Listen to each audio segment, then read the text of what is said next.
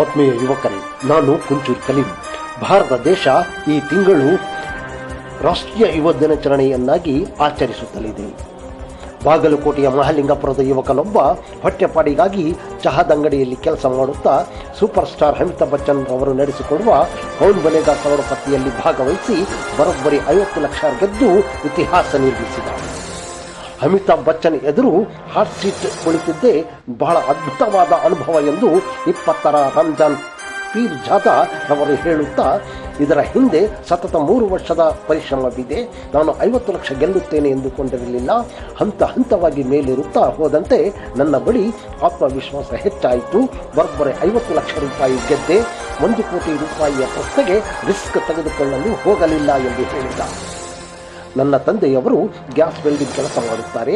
ನನ್ನ ತಾಯಿ ಗೃಹ ಕೆಲಸ ಮಾಡುತ್ತಾಳೆ. ಅಮಿತಾಬ್ ಬಚ್ಚನ್ ಅವರು ನನಗೆ ಸ್ಫೂರ್ತಿಯ ಸೆಲೆಯಾಗಿ ನನ್ನ ಗುರಿಗೆ ಸಹಕಾರ ನೀಡುತ್ತಾರೆ. ನಾನು ಉತ್ತಮ ಬ್ಯಾಡ್ಮಿಂಟನ್ಗಾರನಾಗಬೇಕು ಎಂದು ಹೇಳಿಕೊಂಡಾಗ ನನ್ನ ಕನಸಿಗೆ ಅವರು ಸಾಕಾರಗೊಳ್ಳಲು ಅಮಿತಾಬ್ ಬಚ್ಚನ್ ರವರು ನನಗೆ ಅತ್ಯುತ್ತಮವಾದ ಬ್ಯಾಡ್ಮಿಂಟನ್ ಕಿಟ್ ಕೊಡಿಸಿದ್ದಾರೆ ಮತ್ತು ದೆಹಲಿಯೊಳಗೆ 1 ವರ್ಷ ಉಚಿತ ತರಬೇತಿ ಪಡೆಯಲು ಒಳ್ಳೆಯ ಬ್ಯಾಡ್ಮಿಂಟನ್ ತರಬೇತಿ ಕೇಂದ್ರಕ್ಕೆ ಕಳುಹಿಸಿ ಅದರ ಖರ್ಚು ವೆಚ್ಚಗಳನ್ನು ತೂಗಿಸುವುದಾಗಿ ಹೇಳಿದ್ದಾರೆ.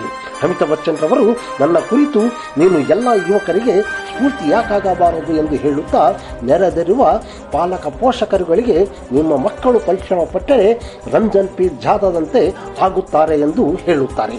ಆಗ ನನಗೆ ಬಹಳ ಖುಷಿಯಾಗುತ್ತದೆ ಎಂದು ರಂಜಾನ್ ಪೀರ್ ಜಾದಾ 20 ವರ್ಷದ ಪೋರ ಹೇಳುತ್ತಾನೆ.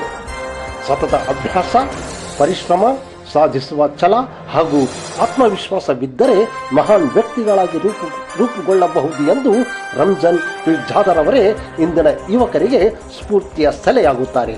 ಕುಂಚೂರ್ ಕಲೀಂ, ನೆರವಿನ ಕೈಗಳು, ಮರಿಯಮ್ಮನಹಳ್ಳಿ, ವಿಜಯನಗರ ಜಿಲ್ಲೆ.